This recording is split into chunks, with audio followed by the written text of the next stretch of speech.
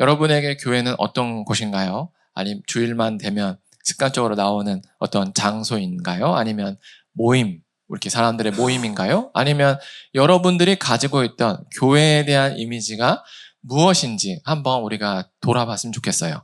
그러면 어떤 분들에게 교회는 되게 친근하고 좋고 따뜻한 공동체이고 그렇겠지만 또 다른 분들에게는 좀 고리타분하고 그냥 늘 나의 삶에 족쇄 같기도 하고 답답하고 뭐 그런 분도 있을 거예요.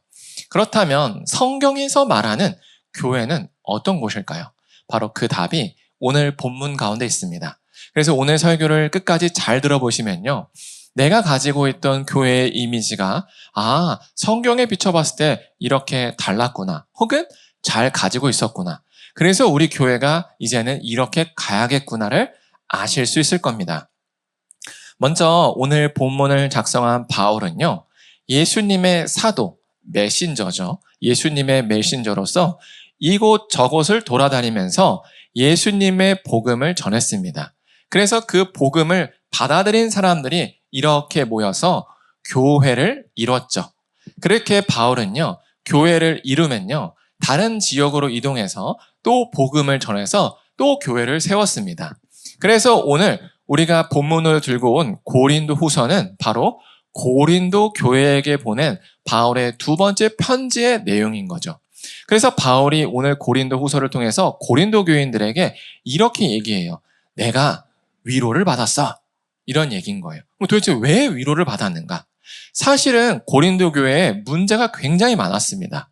무슨 문제였냐면 바울이 교회를 세우고 다른 지역을 떠나니까 자기들끼리 막 치고받고 서로 싸우고 뭐 난리가 난 거죠. 그러니까 바울이 너무 답답한 거예요. 그래서 야, 너 그거 잘못하는 거야 라고 편지로 빼곡하게 쓴 거예요. 근데 이렇게 편지를 보내고 나니까 두려움이 있는 거예요. 무슨 두려움이냐면 이걸 받고 고린도 교인들이 아이고 죄송합니다 하면 좋겠는데 사람이 잘 안 그래요.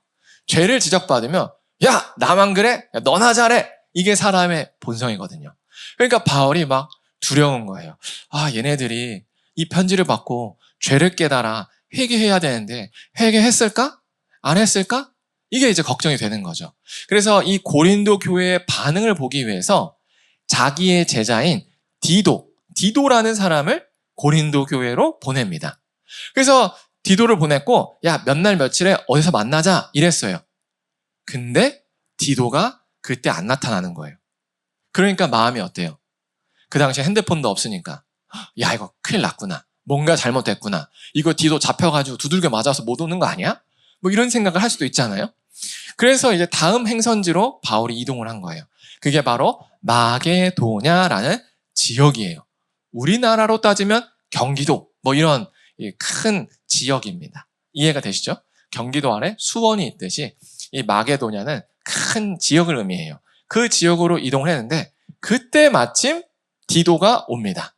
그러면서 바울이 고린도 교인들이 회개했구나. 내가 위로받았어. 라고 하는 게 바로 오늘 내용이고 그 내용의 첫 번째 구절이 바로 5절입니다. 우리가 마게도냐에 이르렀을 때 아시겠죠? 바울이 마게도냐에 이르렀을 때 디도를 만났고 그때 자기의 상황이 어땠는지를 고린도 교인들에게 얘기하는 거예요. 사실 그때 말이야 나 육체로도 편하지 못했어. 사방으로 환난을 당해서 내 밖으로는 다툼이 있었고 내 안으로는 너희가 회개했는지 안 했는지 교회를 떠났는지 안 떠났는지에 대한 걱정이 두려움이 많았어 라고 얘기해 주는 거예요. 이렇게 얘기할 수 있다는 건 뭐죠? 이제 고린도 교인들의 마음이 바뀌었다라는 게 확인됐기 때문에 사실은 말이야 나 그때 그랬다 라고 얘기해 주는 순간인 거죠. 이렇게 바울은 두려움 가운데 있었는데 하나님께서는 이 바울을 그냥 놔두지 않으셨어요. 바로 6절처럼 하나님께서 바울을 위로해 주신 거죠. 낙심한 자들을 위로하시는 하나님이 디도가 옴으로 우리를 위로하셨다 해요. 우리가 하나님의 말씀대로 살다 보면요. 바울처럼 하나님의 말씀대로 그 고린도 교인들에게 야 이거 잘못됐다라고 전하면 자기가 기대하는 것과 달리 원하지 않는 상황을 마주할 때가 있는 거예요. 그래서 삶이 낙심될 때가 있어요. 우리가 하나님의 말씀대로 순종해서 뭔가를 하게 되면 정말 내 인생이 잘 풀려야 되는데 오히려 꼬일 때가 있는 거예요. 그러면은 이거 하나님 말씀대로 하지 말아야 되는 건가? 이런 생각을 할 때가 있어요. 왜냐면 말씀대로 순종할 때마다 자꾸 내 삶이 꼬인다는 느낌이 드니까 왠지 이러면 안 될 것 같은데? 라는 생각이 있는 거죠. 그래서 주저앉고 이런다는 거예요. 그러나 그럴 때 하나님이 그걸 그냥 방치하고 계시지 않아요. 오늘 본문 6절에 나온 것처럼 낙심한 자를 위로하시는 하나님이세요. 하나님은 우리를 반드시 위로하세요. 근데 그냥 귀찮은데 야 위로다 위로 가라 이러지 않는다는 거예요. 어떻게 위로하시는가? 바로 7절에 나와 있어요. 디도가 온 것만 우리에게 위로가 된 것이 아닙니다. 이거는 쉬운 성경 버전이에요. 여러분이 디도를 위로해 주었다는 말을 듣고 우리는 더 큰 위로를 받았습니다. 그리고 여러분이 나를 몹시 보고 싶어 한다는 것, 그리고 나에게 잘못한 것을 뉘우쳤다는 것, 그리고 나를 대단히 염려하고 있다는 것을 들었다. 그래서 현재 저는 기쁩니다. 라는 거예요. 이 7절이 우리에게 해주는 메시지는 뭐냐? 하나님이 주는 위로는요, 단순히 가볍게 그냥 마음만 만져주고 지나가는 게 아니라 정말로 나의 삶의 필요를 채워주시는 위로라는 거예요. 그래서 하나님은 우리를 위로해 주시는데 귀찮아하지 않으세요. 진심으로 위로해 주고 싶으세요. 그래서 우리가 정말로 그 하나님의 뜻을 따라서 한 걸음 한 걸음 나아가면요, 때로는 낙심할 때도 있지만 그 낙심 끝에는 반드시 뭐가 있어요? 아주 충만한 위로가 있다는 거예요. 정말로 내가 기대한 것 이상의 위로예요. 바울은 디도가 온 것만으로도 사실은 위로가 된다라고 기대했을 겁니다. 그러나 하나님은 그 디도의 손을 빈손으로 들고 가게 하지 않으셨어요. 바울이 기대한 것 이상으로 고린도 교인들이 회개하고 바울을 염려하고 바울을 몹시 보고 싶어하는 그 선물까지 두둑히 챙겨서 바울에게 보내셨다는 겁니다. 그래서 우리도 우리 삶을 돌아볼 때 하나님의 위로가 있을 거를 기대해야 돼요. 그런데 우리가 신앙생활을 하다 보면 종종 함정에 빠지는 게 하나님에 대한 기대가 없어요. 그래, 위로하시겠지. 나 말고 쟤. 뭐 이런 식인 거죠. 그래, 복 주시겠지. 근데 바울이라 줬겠지. 라는 식의 기대 없음이 우리가 빠지기 가장 좋은 함정이에요. 그래서 우리는 뭐 해야 돼요? 오늘 이 바울의 모습을 보고 그래, 맞아. 하나님은 낙심한 자를 위로하신 하나님이야. 그러면 나도 위로하실 거야. 그리고 그 위로는 그냥 적당히 말로 때우는 인간적으로 귀찮음을 덜어내는 위로가 아니라 정말로 우리 삶의 필요를 아시고 그것을 다 충만히 채워주는 위로라는 걸 기대하셔야 됩니다. 그래서 우리가 만약 지금 하나님의 길을 갈까 말까를 고민하고 있다면 우리는 주저하지 말고 하나님을 향해 나아가야 됩니다. 왜요?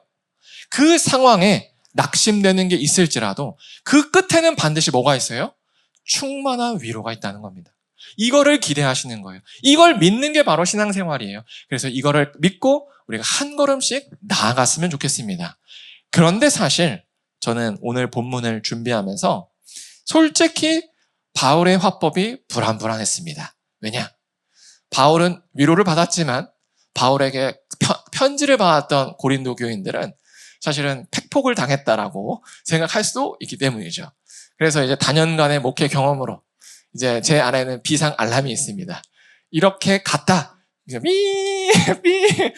교인들 떠난다. 교인들 떠난다. 이런 알람이 있어요. 그래서 야, 이거 바울 대단한데?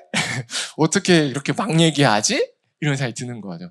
이거 내가 우리 교인들한테 했으면 답답하다. 뭐 이런 생각이 드는 거예요. 그러면서 바울은 분명히 T다. F라면 이렇게 안 할 거야. 라는 생각이 드는데 사실 바울이 교인들이 상처받을 걸 몰랐을까요? 아니라는 겁니다. 바울은 알았어요. 알고 얼마나 아플지도 알았습니다. 그러나 했어요. 왜냐하면 바울은 순간적인 아픔을 덮기 위해서 그들이 죄 가운데 영원히 고통받는 것을 두고 볼 수 없었기 때문에 그런 거죠. 그래서 바울은 8절에서 이렇게 얘기해요. 내가 사실은 편지로 너희를 근심한 것을 후회했어. 이게 속마음이에요. 보내고 괜히 보냈나? 이런 생각 하는 거죠. 이게 목회자들의 다 똑같은 마음입니다. 성도님들이 잘못 가는 걸 알아서 야, 이게 불같은 마음에 한마디 하면 이제 표정이 싹 굳죠. 그러면 이제 주여 저의 입을 꼬매 주시옵소서 이렇게 되는 거예요. 괜히 얘기했구나. 바울도 똑같았다는 거예요. 편지를 보내긴 보냈어요. 근데 보내고 났는데 이제 회수할 수도 없는 거예요. 어떡하지? 어떡하지? 후회했어요. 그러나 지금은 후회하지 않는데요. 왜냐하면 그 편지가 너희로 잠시만, 이게 핵심이에요. 잠깐만 근심하게 한 것을 나는 안다예요. 그 편지가 잠시만 근심하게 했대요. 왜냐? 그 편지를 받고 근심이 왔지만 이 고린도 교인들이 결국 회개했기 때문이에요. 그래서 그 내용을 9절에서 얘기하죠. 내가 지금은 기뻐한다. 너희로 근심하게 해서 기뻐하는 게 아니라 오히려 너희가 그 편지를 받아서 잠깐 근심하고 회개했기 때문에 내가 기뻐한다는 거예요. 그러면서 바울은 이 근심에 대해서 두 가지를 얘기합니다. 그게 바로 10절인데요. 우리 한번 이거 같이 한번 읽겠습니다. 시작. 하나님의 뜻대로 하는 근심은 후회할 것이 없는 구원에 이르게 하는 회개를 이루는 것이요. 세상 근심은 사망에 이루는 것이니라. 아멘. 바울은 여기서 참 흥미로운 이야기를 해요. 하나님의 뜻대로 하는 근심이 있고 세상의 근심이 있대요. 근데 그 둘 똑같은 근심인데 차이가 있다는 거예요. 하나는 어떤 차이가 있냐면 이 하나님 뜻대로 하는 근심은 구원에 이르는 회개를 하지만 세상의 근심은 사망을 이루게 한대요. 도대체 무슨 구분이 있길래 그런가? 하나님의 뜻대로 하는 근심은 이겁니다. 우리가 성경책을 열심히 읽어요. 그럼 뭘 알게 되냐면 무엇이 죄고 무엇이 죄가 아닌지를 알게 돼요. 그러면 자연스럽게 그 성경을 기준으로 우리를 보게 됩니다. 그러면 뭘 깨닫냐면 나 죄를 졌구나. 나 이러면 지옥 가는구나. 이걸 깨닫게 돼요. 어떻게 하지? 어떻게 하지? 이게 바로 근심이라는 거예요. 하나님의 뜻대로 하는 근심이에요. 하나님께서 원하는 그 기준으로 나를 볼 때 내가 얼마나 큰 죄인인가를 깨달았을 때 찾아오는 근심인 거죠. 이해가 되시죠? 예를 들어서 다윗 왕이 그의 부하의 아내인 밧세바를 불러요. 왕궁으로 불러서 간음을 저지르죠. 그리고 나서 두려운 거예요. 덮고 싶어요. 그래서 그 부하를 전쟁 중에 죽이게 합니다. 완전 범죄를 이뤘다고 생각해요. 근데 어느 날 갑자기 나단이라는 선지자가 와서 다윗 왕이시여 죄입니다 이런 거예요. 그때 깨닫는 거예요. 이거 못 숨기는구나. 하나님 다 아셨구나. 했을 때 마음 깊이 찾아오는 그 걱정, 두려움, 하나님과의 관계가 깨졌다라는 그 슬픔, 이걸 어떻게 만회하지라는 그런 걱정들이 바로 하나님의 뜻대로 하는 근심이에요. 이런 근심이 있으면요, 반드시 반응이 나와요. 어떤 반응이냐면, 하나님, 저 살려주세요. 저 큰일 날 것 같아요. 하나님, 저 용서해 주세요. 저 이제 죄가 뭔지 알았어요. 하나님, 제발 저 용서해 주세요라는 정말 마음 깊이 올라오는 회개가 일어난다는 거예요. 그 회개가 일어남으로써 하나님과 끊어졌던 관계가 이어지는 겁니다. 그래서 구원에 이르게 한다라는 거예요. 그래서 이 죄를 깨닫게 되는 이 근심은 후회할 것이 없대요. 오히려 하면 할수록 좋은 거예요. 죄를 많이 깨닫고 내가 얼마나 큰 죄인인지 깨달을수록, 그래서 그것 때문에 애통해하고 힘들어할수록 좋다라는 겁니다. 그러나 반대로 세상의 근심은 반대라는 거예요. 이건 뭐냐면 이거예요. 자동차를 비 오는 날 이제 운전하고 가요. 근데 그곳은 한적한 곳이었어요. 근데 잠깐 졸았는데 뭘 팡 쳤는데 뭘까요? 사람인 거죠. 보는 사람은 없고요. 피도 이제 빗물에 다 씻겨나갔고, 어떻게 하지? 할 때 우리 마음 가운데 찾아오는 그것은 신고해야지가 아니라 트렁크에 실어야 되나? 이런 생각을 하게 된다는 거예요. 이렇게 우리는 죄를 짓게 되면 가장 먼저의 반응은 덮고 싶은 거예요. 이 죄를 외면하고 싶고 덮고 싶고 합리화하고 싶은 거예요. 야, 난 어쩔 수 없었어. 야, 이거 비 오는 날에 저 사람 검은 옷 입고 다녔잖아. 이런 거죠. 이런 식의 우리가 죄를 지면 우리 마음 가운데 끊임없이 나의 죄를 합리화하고 덮고 싶어 하는 거예요. 그러면 그 덮는 이 과정에 우리는 뭘 해요? 근심해요. 들키지 않을까? 사람들이 알지 않을까? 그러면서 그 에너지를 쓰는 게 바로 세상의 근심이라는 겁니다. 그러면 어떻게 될까요? 사람이 피폐해져요. 그러면 옆에 있는 사람이 누군가 뭔가 발견합니다. 우리가 잘못 가게 있으면. 그러면 정말 아무 생각 없이 편하게 질문해요. 야, 너 그거 왜 해? 이렇게. 그러면 우리는 이게 캥기는 게 있으니까 긁힌다고 하죠. 긁혀서 뭐?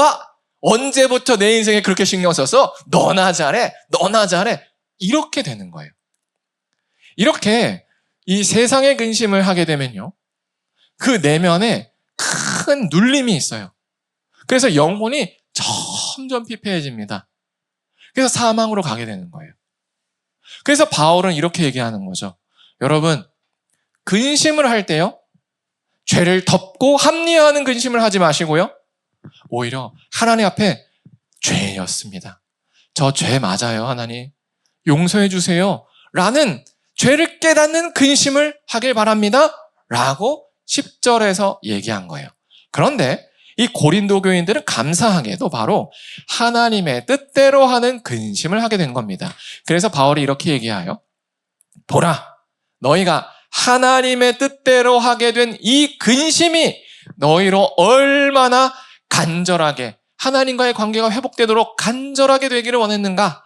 또 얼마나 자기의 죄를 깨닫고 하나님 용서해 주세요. 저를 이제 새롭게 되시면 감사합니다 하는 자기의 의로움을 변증하게 만들었으며 얼마나 너의 죄를 분하게 여기게 만들었고 얼마나 거룩하지 않은 삶을 두렵게 했으며 얼마나 하나님과의 관계가 회복되는 걸 사모하게 했는지를 너희가 보라. 너희가 이렇게 자기의 죄를 깨닫고 하나님 앞에 애통하는 모습으로 너희가 그 일에 대하여 일체 깨끗함이 되었다라고 얘기하는 겁니다. 이처럼 하나님 뜻대로 하는 근심은요, 우리를 유익하게 해요. 그래서 하나님 뜻대로 내가 죄인입니다라고 인정하는 게 정말 어려운데 그걸 인정하는 거는요, 마치 이겁니다. 병원에서 종양을 떼기 위해 수술을 하는 것과 같아요. 이해가 되시죠? 암에 걸렸어요. 배를 열어서 이 암덩어리를 떼내야 돼요. 근데 이 과정은 무섭고 힘들 겁니다. 근데 해야 돼요. 왜요? 살려면. 그게 바로 하나님의 뜻대로 하는 근심이에요. 하나님의 말씀을 기준으로 나를 정확하게 봐야 됩니다. 그리고 내가 죄인이구나. 아, 죄인 맞네.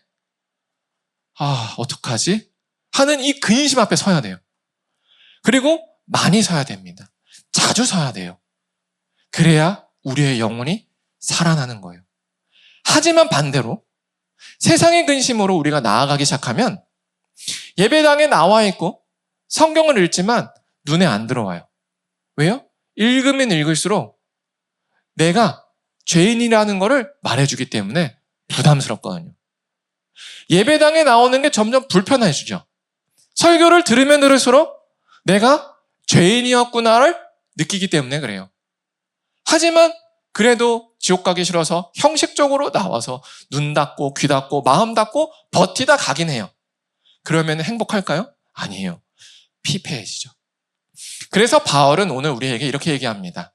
여러분, 죄를 졌으면 인정하세요. 하나님 뜻대로 죄를 인정하는 근심으로 나아가세요. 하나님은 반드시 여러분을 용서하십니다.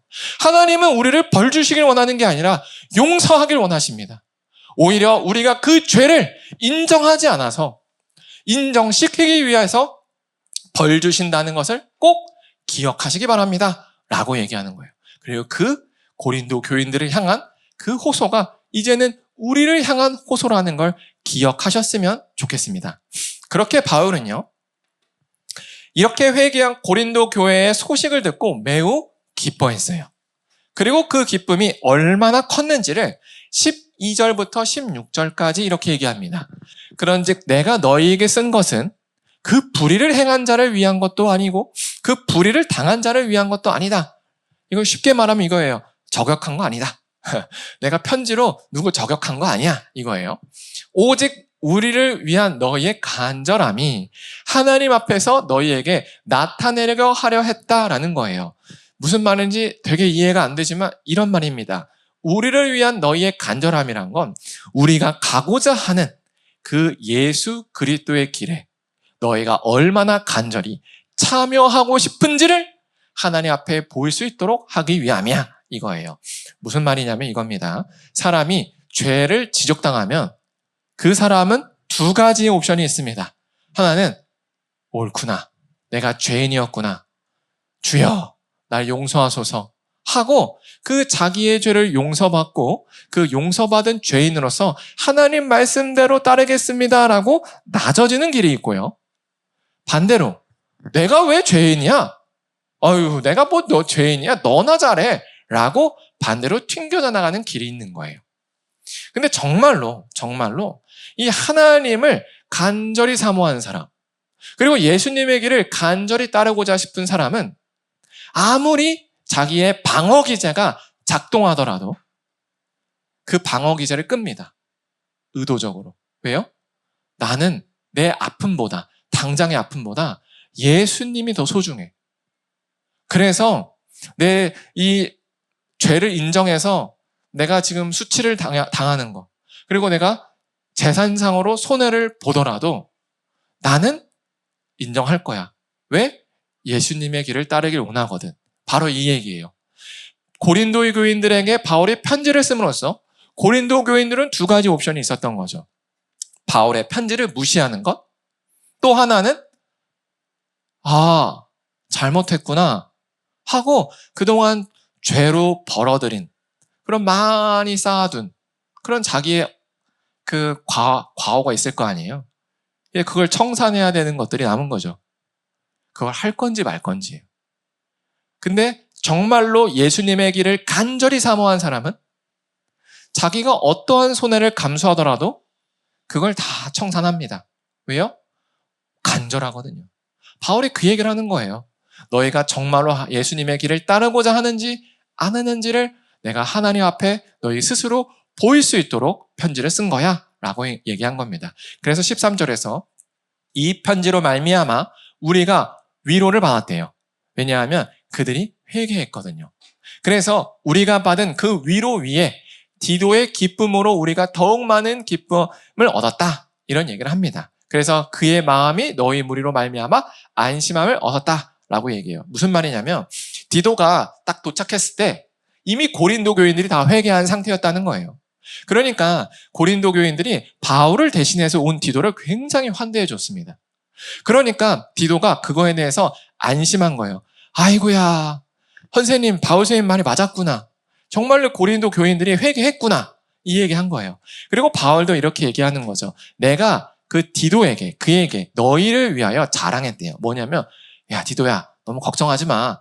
걔네들이 드세도 애들이 착해. 뭐 이런 거죠. 그래서 가보면 회개에 있을 거야. 너무 걱정하지 마. 라고 이제 다독이면서 갔을 거예요. 바울은 그래도 그동안 봤던 고린도 교인들의 마음의 진실함을 믿은 거예요. 지금은 너무 그 죄에 힘들어서 막 심한 말을 내뱉지만 그들 내면 깊숙이 예수님을 사랑하는 마음이 진실했다는 건 바울은 믿었습니다. 그래서 그들이 결국에는 이렇게 엎치락 뒤치락 씨름은 하지만 결국에는 회개할 것을 바울은 믿었어요. 그래서 디도에게 야, 고린도 교회 회개할 거야 라고 자랑한 겁니다. 그래서 그 자랑한 것이 있더라도 부끄럽지 않게 됐다라고 지금 바울이 이제 고백하게 된 거죠. 우리가 바울이 고린도 교인들에게 너희에게 그 복음에 대해서 참되게 말한 것처럼 디도에게 내가 너희에 대해서 말한 것도 봐봐 참되게 되었어. 그래서 내가 정말로 기뻐 라고 얘기하는 겁니다.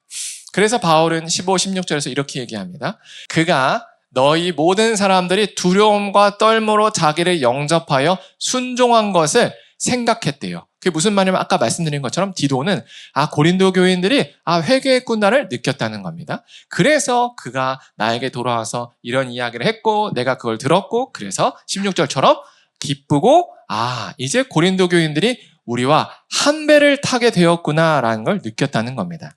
결국 이 12절부터 16절까지 바울이 하고 싶은 말을 한 문장으로 요약하면 이거예요. 그들이 회개했기에 이제 같은 길을 갈 수 있다예요. 다시 한번 할게요. 그들이 회개했기에 이제 같은 길을 갈 수 있답니다.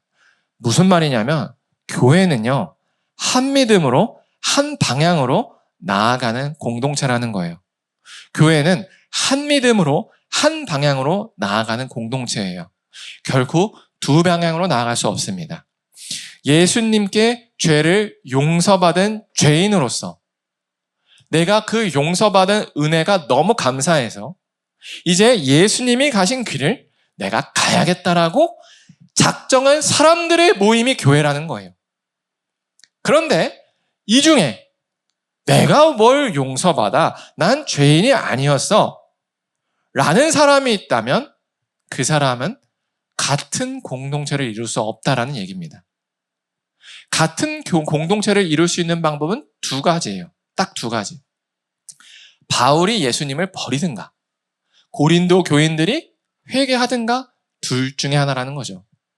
이처럼 교회는 한 방향으로 나아가는 공동체예요. 이거를 우리는 꼭 기억해야 됩니다. 그래서 우리 스스로도 점검해야 돼요. 나는 내가 용서받은 죄인이라고 생각하는가? 아니면 용서? 내가 뭘 받았어? 나 그냥 열심히 사는데? 그냥 내가 열심히 살아서 내가 먹고 사는 거 아니야? 라고 생각하는가? 이것에 따라서 우리가 하나가 될 수도 있고 하나가 안 될 수도 있습니다. 우리가 예수님의 길을 가는 이유는 천국 백성이 되기 위해서가 아닙니다. 이거 꼭 기억하세요. 우리가 예수님 말씀대로 산다고 천국 백성 되는 게 아니에요. 우리가 아무리 선행을 해도 천국 백성이 되는 게 아닙니다. 이건 마치 제가 앞으로 여자 화장실을 계속 이용하니까 여자가 될 거라는 느낌과 같은 거예요. 말이 안 되죠. 제가 햄버거를 앞으로 매일 먹을 거니까 미국 사람이 되겠다는 거와 같은 거예요. 그게 아니란 겁니다. 오히려 천국 백성이니까 죄를 용서받은 죄인이니까 예수님의 길을 따라가는 거예요. 당연한 것처럼. 제가 남자니까 남자 화장실에 가는 겁니다. 제가 한국에서 태어났기 때문에 한국 음식을 좋아하고 한국의 그 문화대로 인사도 하는 거예요. 이해가 되셨죠? 바로 이거예요. 교회는요, 뭔가 사회봉사단체도 아니고 이상을 실현하는 단체도 아니고 뭔가 자기들끼리 모여서 비즈니스를 하는 단체도 아닙니다. 예수님께 죄를 용서받았다고 인정하고 그것에 정말로 마음 깊이 받아들인 사람들의 모임이라는 거예요. 그래서 우리가 오늘 이 말씀을 통해서 무엇을 기억해야 되냐면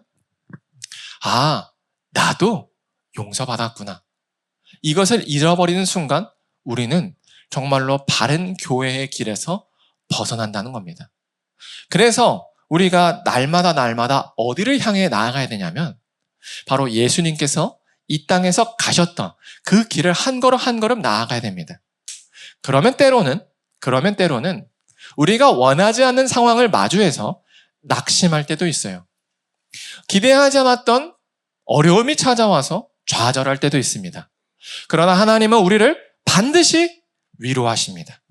그리고 그 위로는 인간적으로 귀찮으니까 그래 힘들지 가라 이 정도의 위로가 아니라 정말로 우리의 모든 필요를 채우시고 우리의 연약함을 회복하시고 우리의 아픔을 보듬어 주시는 그런 충만한 위로라는 사실을 기억하셨으면 좋겠습니다.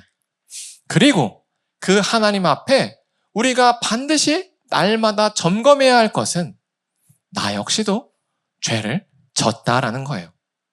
그래서 그 죄 앞에 우리가 서기 위해서는 먼저 하나님의 바른 말씀 앞에 서야 합니다.